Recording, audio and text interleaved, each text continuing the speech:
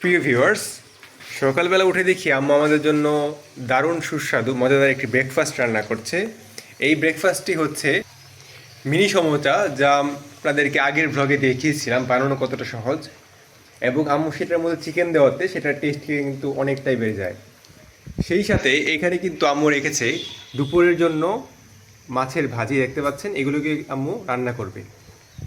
এইখানে আম্মু রেখেছে কই মাছ এবং এটা হচ্ছে রুই মাছ। আম্মু কই মাছ দিয়ে রান্না করবে, এই দেখতে পাচ্ছেন মুখী, এবং রুই মাছ দিয়ে রান্না করবে ঢেঁড়স ও লতা। তো ঢেঁড়স ও লতা আপনারা রুই মাছ দিয়ে রান্না করে দেখতে পারেন, অনেকটাই টেস্টি লাগবে। এবং চলুন আপনাদেরকে দেখাই। এই যে দেখতে পাচ্ছেন আমাদের যে ব্রেকফাস্টটা আছে মিনি সমুদ্র, সেটা কিন্তু তৈরি হয়ে গেছে।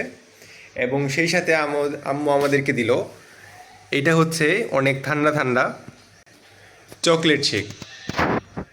দেখতে পাচ্ছেন এই যে গ্লাসটা যে আছে এটার মধ্যে আম্মু চকলেটটাকে ফ্রিজ করে রেখেছিল, এবং এটার মধ্যে যে দুধটা ইউজ করা হয় সেই দুধটাও কিন্তু আগে থেকে বরফ করে রাখা হয়, যার জন্য এটা খেলে অনেকটাই ঠান্ডা এবং রিফ্রেশড ফিল হয়।